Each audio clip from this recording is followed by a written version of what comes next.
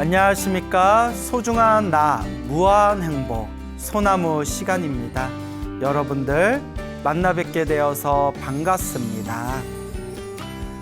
우리 불교에 아주 유명한 말이 있죠. 불자가 아닌 사람들도 인생을 살면서 한 번씩은 다 들어봤을 우리 부처님 경전의 말씀이 있습니다. 일체 유심조. 일체, 모든 것은 오직 오직 심, 마음심, 마음이 만들 지을 일체 모든 것은 오직 마음이 지은 것이다. 마음이 만든 것이다. 일체 유심조, 화엄경에 나오는 구절이죠. 그래서 불자가 아닌 사람도 일체 유심조는 아마 인생 살면서 한 번 이상은 들어봤을 겁니다. 모든 건 마음이 만든 것이다. 자, 이 일체 유심조라는 가르침을 물론 우리가 불교적으로 깊게 해석하고 풀어보면 굉장히 이제 심오하고 함축적인 내용들이 나오지만 오늘 여러분들에게 특별히 또 드리고 싶은 얘기는 내 마음자리, 모든 것이 다 마음이 만들었다. 그렇다면 모든 것의 뿌리인 이 마음자리에 씨앗을 잘 심어야 된다. 마음의 씨앗을 잘 심어야 된다. 내가 심은 대로 열매가 나오기 때문이다. 라는 것을 강조해서 말씀드리고 싶습니다. 우리 부처님의 가르침을 모아놓은 것을 팔만대장경이라고 하지 않습니까? 이 팔만대장경을 한 글자로 만들면 마음심자가 된다고 합니다. 그래서 이 마음에 대해서 연구하는 불교학의 한 종파를 유식학파라는 그런 불교 철학이 있을 정도로 불교에서는 이 마음이라는 것을 아주 중요하게 여기고 전문적으로 상세히 다루고 있습니다. 결국 이 마음, 내 이 마음자리에 의해서 내 앞에 펼쳐진 모든 인연, 일어나고 사라지는 모든 현상계가 결국 이 마음이 만들어낸 것이다 라는 것을 우리가 명심해야 됩니다. 부처님 당시에 있었던 일입니다. 부처님 당시에 어디 숲속에서 수행하고 있었던 그런 어떤 종교인이 있었다고 합니다. 어떤 종교인이 있었는데 사람들한테 굉장히 존경을 많이 받던 종교인이었다고 합니다. 그리고 그 숲속에 종교인이 살고 있는 곳에 멀지 않은 곳에 큰 도시에 아리따운 여인이 살고 있었는데 그 여인은 이제 몸을 파는 여자였다고 합니다. 몸을 파는 여인이었는데 그래서 이제 유흥업소에서 술집이나 유흥업소에서 웃음을 파는 여인이었다고 합니다. 그런데 어느 날 한날 한시에 그 숲속에서 존경받던 그 종교인과 그 큰 도시에서 웃음을 팔고 술을 팔고 유흥을 즐기던 그 여인네가 한날 한시에 어느 날 갑자기 같이 죽게 되었다고 합니다. 이 소식을 들은 비구 스님들께서 부처님께 찾아가 이렇게 이야기했다고 합니다. 거룩하신 세존이시여, 저희가 마을에 탁발을 갔는데 그 도시에 마을이 시끌벅적한 겁니다. 왜 그러냐 했더니 한쪽에서는 평소에 존경받던 숲속의 그 종교인이 갑자기 세상을 떠나서 그분을 추모하는 그런 추모 행사를 준비하고 있었고, 또 한쪽에서는 그렇게 오랫동안 웃음을 팔고 술을 팔고 그렇게 유흥을 즐기던 여인이 또 갑자기 죽어가지고 또 거기서도 장례식 준비를 하고 있는 것을 저희가 보고 왔습니다. 부처님이시여, 그 숲속에서 존경받던 그 종교인은 아마도 하늘세계, 천상세계에 태어났겠죠. 그리고 평생 사람들에게 웃음을 팔고 술을 팔고 몸을 팔고 그렇게 유흥과 풍요 속에서 살았던 그 여인네는 죽은 뒤에 아마 사막도, 지옥이나 악이나 축생, 그런 어리석은 세계에 태어났겠죠? 라고 부처님께 아뢰니까 부처님께서 아니다. 그것이 아니다. 그렇게 겉모습으로만 판단해서는 안 된다. 이렇게 말씀을 하시더랍니다. 그러면서 부처님께서 하신 말씀이 그 숲속에서 겉으로 존경받던 그 종교인은 지금 저 축생, 동물로 축생으로 태어났고 수많은 사람들에게, 수많은 여인들에게 손가락질 받고 비난을 받았던 그 술집에서 일하던 그 여인네는 저 하늘 세계에 태어났다 라고 얘기를 하니까 제자들이 깜짝 놀란 거예요. 부처님, 아니 왜 존경받던 종교인은 축생계에 떨어졌고 왜 사람들에게 손가락질 받고 비난받던 그 자신의 웃음을 팔면서 돈을 버던 그 여인은 천상세계에 태어난 겁니까? 부처님이 말씀하시길 마음 따라 일어나고 마음 따라 사라지는구나 라고 말씀하면서 이런 속사정을 제자들에게 설법해 주셨다고 합니다. 그 숲속의 종교인이 마을에 내려올 때마다 가끔씩 그 웃음을 파는 술집 여인네와 마주치고는 했답니다. 그 술집에 웃음을 파는 여인네를 보면서 그 종교인은 마음속으로 부럽다. 나도 저렇게 살고 싶은데 나도 좀 놀면서 살고 싶다. 숲속에서 맨날 고행이나 하면서 맨날 재미도 없이 혼자서 돛 닦는다고 부럽다. 나도 저렇게 좀 즐기면서 욕망을 즐기면서 살고 싶구나라는 어리석은 마음을 자꾸 일으켰고 그 술집의 여인네는 그 숲속에서 수행하면서 존경받는 그 종교인을 보면서 참으로 부럽다. 저분이 부럽다.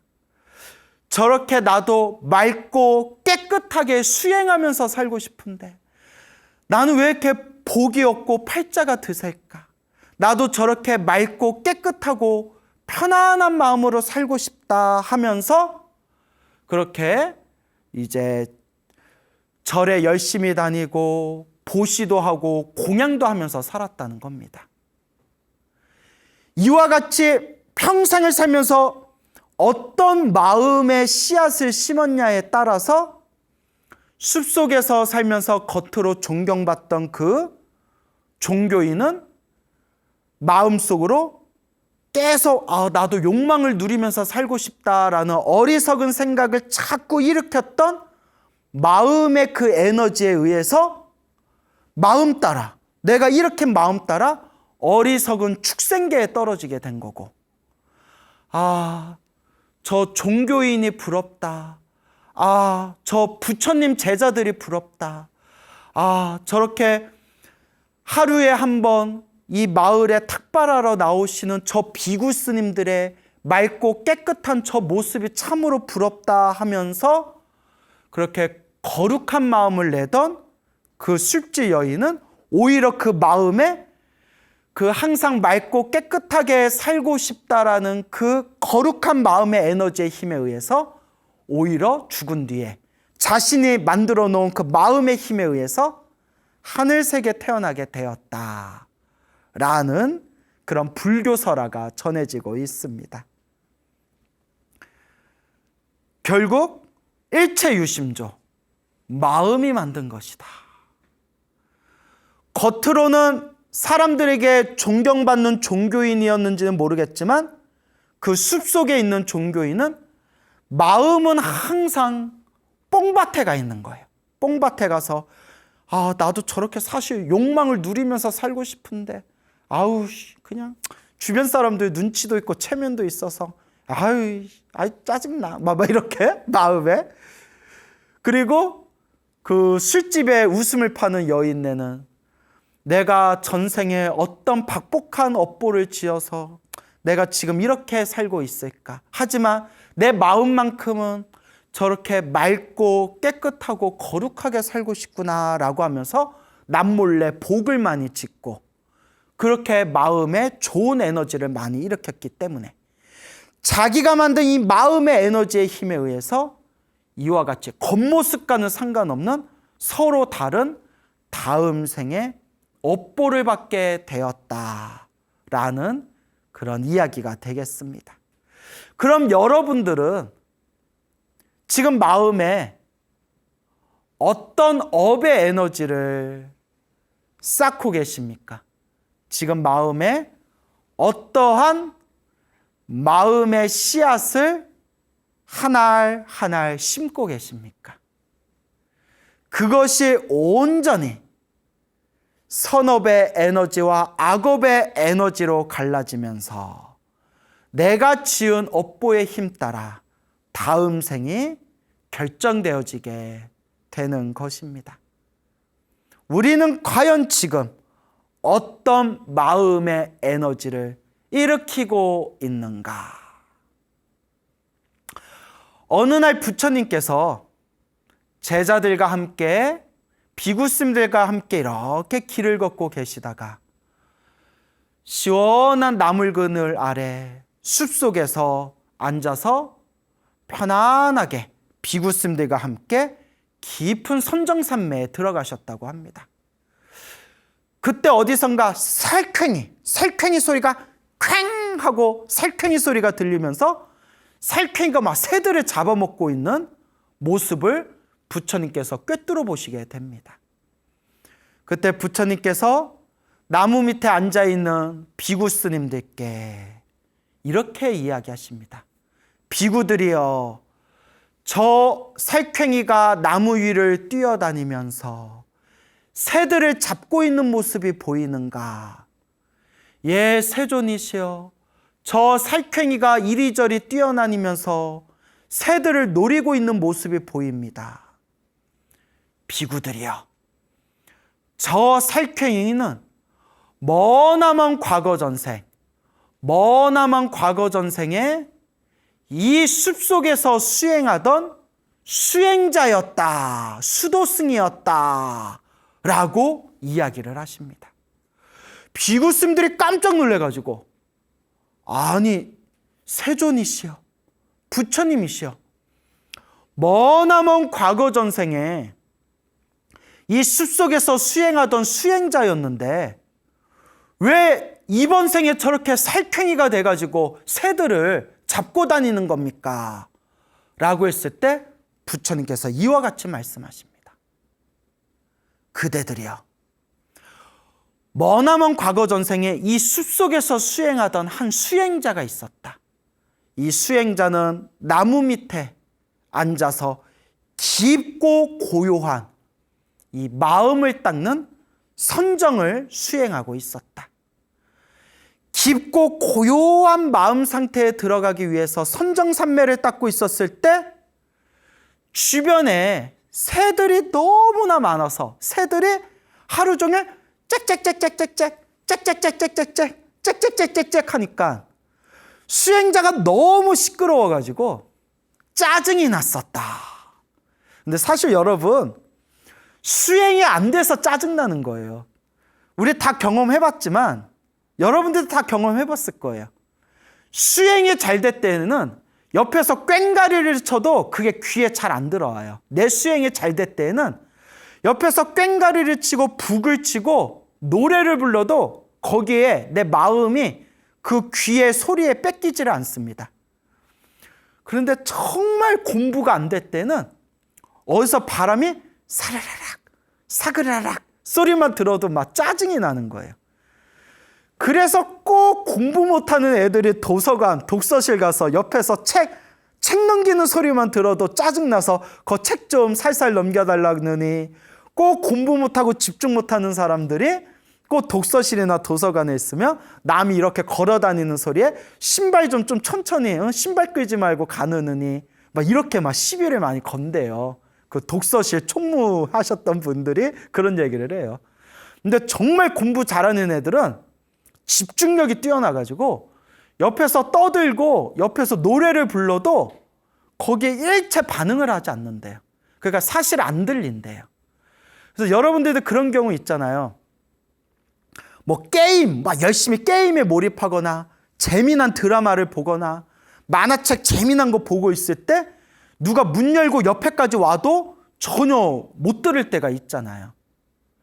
이 숲속의 수행자도 그날따라 수행이 안 됐나 봐요.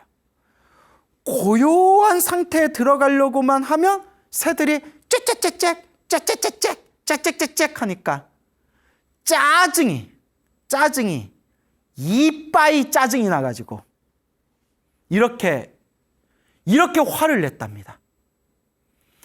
내가 저놈의 새들 때문에 수행을 못하겠다. 내가 언젠가 살쾡이가 돼서 저놈의 새들을 다 물어 죽여버려야겠다 라고 악심을 품었대요. 수행자의 한 생각은 무섭습니다, 여러분. 그래서 제가 예전에 선방에 다닐 때 선배 스님들이, 어른 스님들이 광우 스님, 참선하고 수행할 때는 마음의 에너지를, 한 번 마음을 쓰더라도 마음의 에너지를 잘 내야 돼 라는 얘기를 많이 들었습니다. 참선을 하거나 수행을 할 때 한 생각 일으키는 게 평소에 평범한 사람보다 몇 배, 몇 천 배, 몇만 배 더 엄청난 에너지를 일으킨다고 합니다. 그래서 예전에 들었던 얘기인데 아주 유명한 큰 스님께서 몇십 년 전에 이렇게 참선 수행을 하시는데 큰 스님이세요, 지금. 그 당시에는 바나나가 귀했잖아요. 옛날에 바나나가 엄청 비쌌댔잖아요. 그래서 지금의 뭐 바나나, 뭐 마트 가면 그냥 굴러다니는 게 바나나지만 옛날에는 정말 부의 상징이었대요, 바나나가. 그래서 바나나 못 먹는 사람들이 바나나 먹고 싶어서 바나나 우유를 먹었대요. 뭐 저도 들은 얘기인데 하여튼 옛날에 엄청 귀했다고 합니다. 저보다 어르신들은 더 잘 아시잖아요. 그날따라 스님이 이상하게 그렇게 바나나가 먹고 싶더래요. 그 참선하면서 바나나, 왜 이러지? 딱 참선하다가 바나나, 내가 왜 이러지 오늘따라? 왜 이렇게 바나나가 땡기지? 그러니까 참선하면서 마음에서 바나나가 자꾸 이렇게 떠오르더래요. 바나나 먹고 싶다. 왜 이러지? 근데 옛날엔 바나나가 너무 귀해가지고 법당에도 바나나 올라오기가 쉽지가 않았대요. 그렇게 아침에 이렇게 수행을 하고 바나나 하다가 그 다음날 사시불공 들어가려고 가사장사 믿고 법당에 딱 들어갔는데 불단에 바나나가 쌓여 있더래요. 그때 스님께서 어제 내가 참선하면서 그 바나나 그 한 생각, 한 마음이 탁 나온 게 오늘 내가 바나나를 먹을 수 있는 그 인연으로 이 바나나가 들어왔구나. 라는 그런 얘기가 있었대요. 그러니까 누가 이 얘기 듣고 그러면 참선하면서 로또 하면 로또 당첨되냐? 또 이렇게 얘기하신 분도 계셨는데 나야 모르죠. 나도 들은 얘기인데 그냥. 하여튼 중요한 거는 한 생각, 한 마음. 근데 저도 그런 경험을 몇 번 할 때가 있었거든요. 그래서 스님들이 간절하게 기도하고 간절하게 염불하고 간절하게 수행한 뒤에 바로 신도들을 위해서 축원해주면 그 에너지가 더 다르다는 거예요. 마음에 그만큼 부처님께 염불하고 수행하면서 마음의 에너지가 훨씬 더 강하다는 거죠. 자, 그때 그 숲속의 수행자도 극도로 예민하고 섬세해진 마음의 상태에서 씨앗을 심어버린 거예요. 내가 살쾡이가 돼서 저놈의 시끄러운 새들을 내가 다시 잡아먹어버려야지. 내가 다 찢어버릴 거예요. 이씨. 막 이러면 그 업의 인연으로 이 수행자는 그 숲속에서 열심히 수행했던 그 공덕의 힘에 의해서 그 숲속의 수행자는 죽은 뒤에 하늘세계 신으로 태어났대요. 하늘세계의 신으로 태어나서 큰 복을 누리다가 숲속에서 수행했던 그 복을 다 쓰고 난 뒤에 다시 뚝 떨어지는데, 그때 수행하면서 품었던 그 악심, 마음의 그 씨앗 하나, 내가 살쾡이가 돼서 저 새들을 다 찢어버려야지 라고 했던 그 하나의 씨앗의 인연의 힘에 의해서 그 마음의 에너지의 힘이 지금 이번 생 저 살쾡이로 태어나서 그 과거 전생에 자기가 품었던 그 마음의 그 에너지대로 저 새들을 물어 죽이고 있는 것이다. 비구들이여, 생각의 힘이 이와 같이 무섭구나. 마음의 힘이 이와 같이 무섭구나. 그러니 수행자는 마땅히 올바른 마음, 항상 이 마음을 알아차리고 올바른 마음의 씨앗을 심어야 된다 라고 말씀하셨다고 합니다. 우리가 시작 없는 옛적부터 지금까지 살아오면서 몸과 말과 생각으로 얼마나 많은 업을 지으면서 지금까지 우리가 태어나고 죽고 태어나고 죽음을 반복했을까요? 참으로 어렵고 어려운 일입니다. 지금까지 이번 생 살아오면서 몸과 말과 생각으로 지어놓은 좋은 인연도 많고 몸과 말과 생각으로 지은 그 악한 인연들도 있고 수많은 은혜와 원한이 뒤섞이면서 지금 내가 지은 업의 인연대로 지금 이와 같은 몸과 이와 같은 환경과 이와 같은 조건을 만나게 되었구나. 참으로 나무아미타불 관세음보살입니다. 그래서 우리가 업장소멸을 하는 겁니다. 거룩하신 불보살님, 제가 시작 없는 옛적부터 알고 지었건 모르고 지었건 몸과 말과 생각으로 지은 그 나쁜 그 모든 업을 모두 다 참회합니다.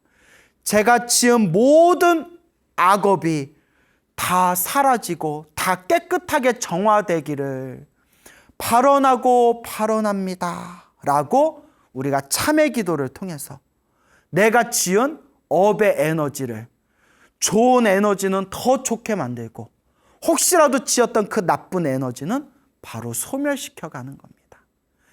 그래서 여러분, 원력이 중요합니다. 원력. 발언이라고도 하고 서원이라고도 하고 원력이라고도 합니다. 이 우주가 무너지고 이 세상이 무너져도 끝까지 흔들리지 않는 나만의 중심이 되는 원력. 내가 몸뚱아리가 다 흩어지고 내 숨이 끊기고 내 목숨이 사라져서 다음 생 새로운 몸을 받더라도 한결같이 중심을 잡을 수 있는 뿌리가 되는 원력, 그 원력이 있어야 됩니다. 그 원력의 힘이 나의 중심을 딱 잡아주고 내 원력의 힘이 강하면 강할수록 내가 지은 업력, 내가 지은 업의 힘을 원력의 힘으로 혹시라도 내가 지은 그 나쁜 업의 힘을 그렇게 원력의 힘으로 그것을 누를 수가 있는 겁니다. 원력이 중요합니다. 그러면 우리 불자들은 어떤 원력을 지녀야 될까요? 어떤 원력을 갖춰야 될까요? 그래서 제가 불자님들께 늘 귀가 따갑도록 늘 불자님께 강의하면서 늘 불자님들한테 강조하는 이야기가 있습니다.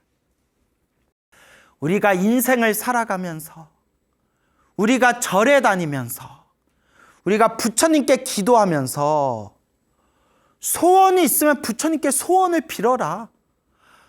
아니, 부처님 경전에도 나와요. 관세음보살 보문품이나 지장경이나 약사경이나 수많은 경전에 힘들고 괴로울 때 불보살님을 불러라. 간절하게 원하는 일이 있을 때 불보살님을 불러라 라고 경전에 대승경전에도 나오잖아요. 단 내가 개인적인 소원이 있어서 부처님 저 잘되게 해주세요. 우리 남편 잘되게 해주세요. 우리 자식 잘되게 해주세요. 우리 가족 잘되게 해주세요. 뭐 저 돈 많이 벌게 해주세요. 저 승진되게 해주세요. 우리 자식 좋은 가정 이루게 해주세요. 제 소원이 꼭 이루어지게 해주세요. 하고 싶으면 해라. 괜찮아요. 하고 싶으면 하세요. 단 어떤 기도를 하든 기도의 마지막 마무리는 반드시 사옹서원으로 마무리해라. 사옹서원. 모든 중생 다 제도하게 했습니다. 모든 법문 다 배우게 했습니다. 모든 번뇌를 다 끊겠습니다. 불도를 반드시 이루게 했습니다. 이 사옹선이 모든 불보살님의 수백 가지 원력을 네 가지로 요약하면 바로 사옹선이 됩니다. 중생을 다 건지오리다. 번뇌를 다 끊어오리다.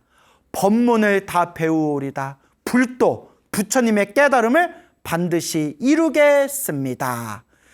이 사옹선을 한 문장으로 만들면 차타일시 성불도, 원공법계 제중생 차타일시 성불도, 원하옵건대 이 모든 우주에 모든 중생 다 함께 나와 남이 일시에 성불하여 지이다. 원공법계 제중생 차타일시 성불도. 반드시 무슨 기도를 하든 어떤 기도를 하든 기도의 마지막 마무리는 사옹서원 혹은 원공법계 제중생 차타일시 성불도. 이게 너무 복잡하면 그냥 딱 한마디. 부처님 모든 중생 다 함께 성불하여 지이다. 이 마음을 보리심이라고 합니다. 뭐라고요? 보리심이라고 합니다. 이 마음을 보리심이라고 합니다. 수많은 대승경전가, 수많은 큰 스님 법문에 이와 같은 보리심을 한 번만이라도 제대로 일으키면 그 중생은 절대 사막도에 떨어지지 않는다.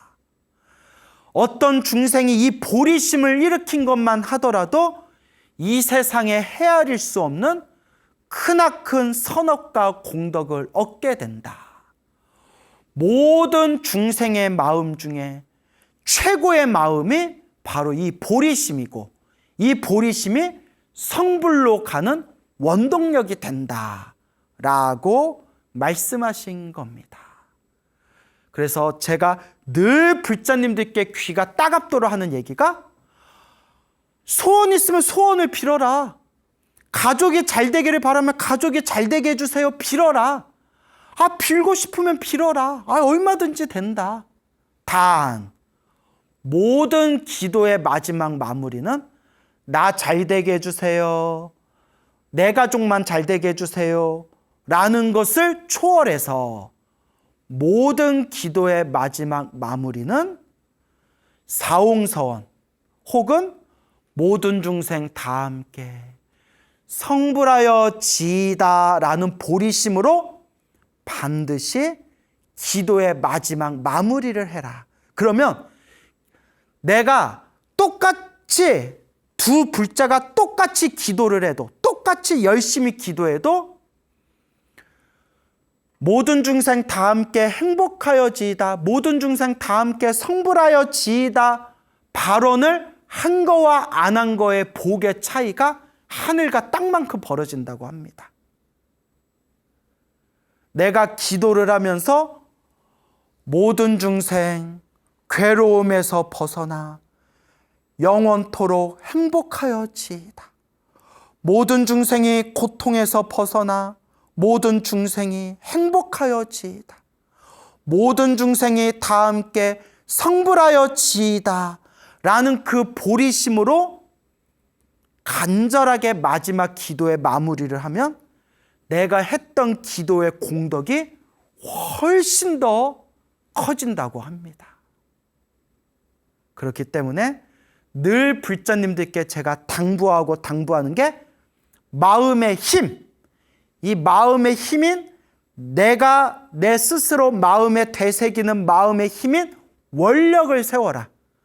그 모든 원력 중에서 최고의 원력이 모든 중생이 고통에서 벗어나기를 바라는 원력, 모든 중생이 행복하기를 바라는 원력, 결론은 모든 중생 다 함께 성불하기를 바라는 원력. 그래서 해인사 백년함의 성철 큰 스님께서는 늘 불자들에게 삼천배해라 삼천배해라 권유하면서 삼천배 할 때마다 모든 중생이 행복하게 해주세요, 모든 중생이 행복하게 해주세요 라고 마음으로 되새기면서 절을 올려라 라고 말씀하셨던 것입니다.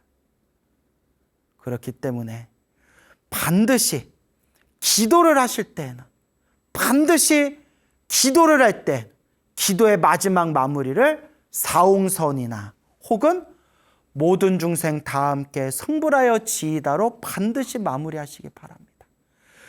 그 숲속의 수행자가 화가 나고 짜증날 때 내가 살쾡이로 태어나서 저놈의 새들을 다 찢어버려야지 라는 생각을 일으키지 말고 내가 반드시 위없는 깨달음을 얻어서 저 새들을 내가 다 제도하리라 라는 마음을 품었더라면 그 숲속의 수행자는 살쾡이로 태어나지 않았을 것이고 그 숲속의 수행자는 반드시 더 빨리 깨달음을 얻고 성불할 수 있는 인연을 심게 되었을 텐데 그 한 생각 마음의 씨앗을 어리석게 심었기 때문에 이와 같은 결과가 생기게 되었다라는 것입니다.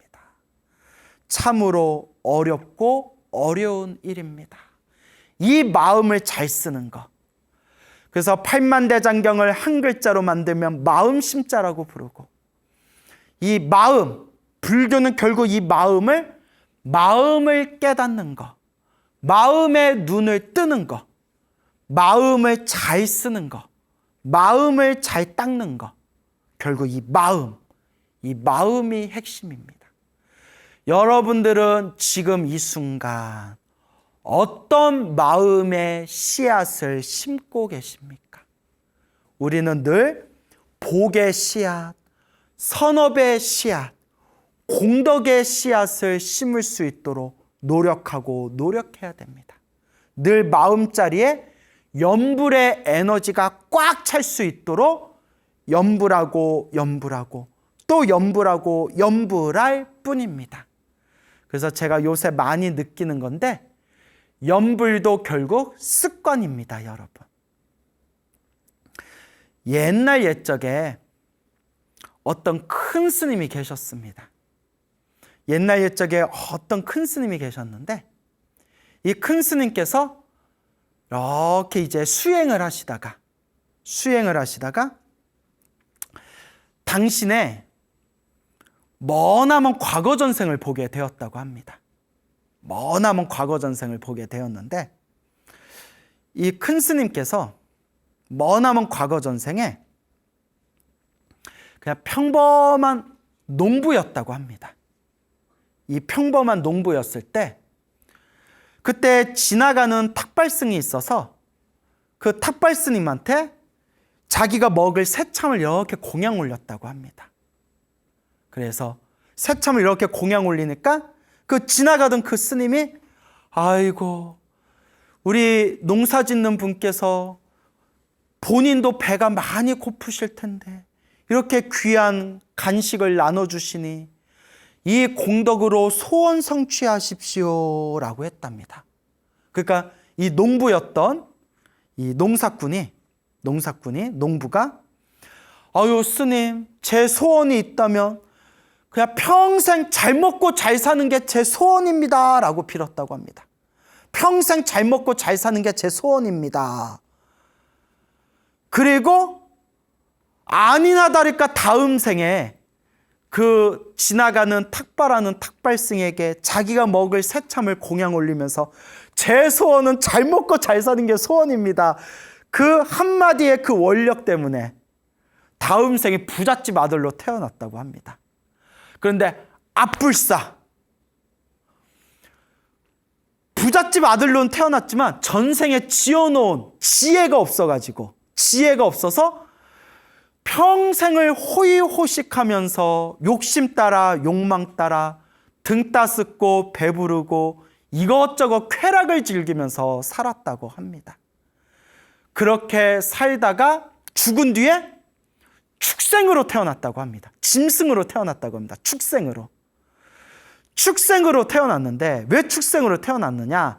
부잣집 아들로 태어나서 평생 부자로 살면서 지혜를 닦지 않고 욕망만을 추구하고 즐거움만 누리면서 어리석은 삶을 살았기 때문에 축생으로 태어났는데, 그나마 다행인 것이 지나가는 탁발하는 스님에게 공양 올렸던 그 공덕의 힘이 남아서 절에서 키우는 개로 태어났다고 합니다.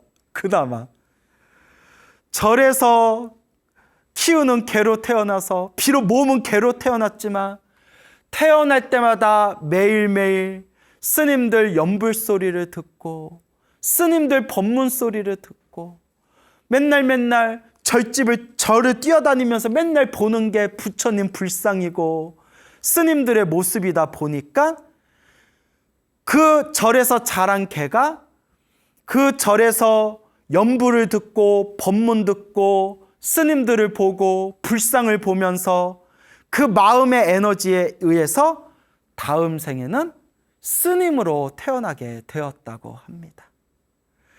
그렇게 스님으로 다시 태어나서 스님이 된 인연공덕으로 열심히 수행하고 수행해서 지금의 이 큰 스님의 모습으로 다시 이제 이 몸을 받게 되었다라는 것을 꿰뚫어 보셨다라는 그런 불교설화가 전해지고 있습니다. 평범한 농부였을 때 탁발하는 스님에게 정성껏 자기가 먹을 그 주먹밥 한 덩어리 새참을 올린 공덕으로 저는 평생 잘 먹고 잘 살았으면 좋겠어요. 그래가지고 그 공덕으로 다음 생에 부잣집에 태어났고 평생 부자로 살아가면서 쾌락과 즐거움만을 누렸던 어리석은 그 에너지의 힘에 의해서 그 다음 생에는 축생, 개로 태어났지만 그래도 스님에게 공양 올렸던 그 공덕의 힘에 의해서 개로 태어났지만 절에서 키우는 개로 태어나 절에서 자라면서 부처님 연불소리 들으면서 결국 개 몸을 벗고 스님으로 태어나게 되었고 스님으로 태어나 열심히 수행했던 공덕의 힘으로 그 다다음 생에는 다시 그런 큰 스님, 사람들에게 널리 법을 펼치는 큰 스님이 되었다. 아, 이 인연법이 참으로 묘하고 묘하도다. 여러분들은 지금 마음에 어떤 인연의 씨앗을 심고 계십니까? 원력을 세우시기 바랍니다. 원력을 세우시기 바랍니다. 그래서 우리 불교에서는 복덕과 지혜를 함께 닦아라 라고 이야기하고 있는 것이고, 그 복덕과 지혜를 닦아나가면서 중심이 되는, 뿌리가 되는 자신의 원력이 있어야 된다. 그 원력이, 그 불자의 원력이 바로 사옹서원, 중생을 다 건지오리다, 번뇌를 다 끊으오리다, 법문을 다 배우오리다, 불도를 반드시 이루오리다. 이 사옹서원을 한 문장으로 만들면 원공법계 제중생 자타일시 성불도, 모든 중생 다 함께 성불하여 지이다. 이게 바로 불자의 보리심이 되겠습니다. 그러니까 여러분, 부처님께 열심히 매일매일 꾸준히 기도하시되 반드시 기도의 마지막은 이 보리심, 이 사홍서원과 원공법계 재중생 차타일시 성불도로 반드시 기도의 마지막 마무리를 하면서 여러분들 마음의 에너지를 크나큰 불보살님의 공덕의 가피로 충만시키시길 바랍니다. 여러분, 행복해지고 싶습니까? 행복한 삶을 창조하고 싶습니까? 복을 지으십시오. 선업을 지으십시오. 공덕을 쌓으십시오. 복과 선업과 공덕의 힘이 여러분들을 진정한 행복의 길로 이끌어 줄 것입니다. 여러분, 성불하십시오.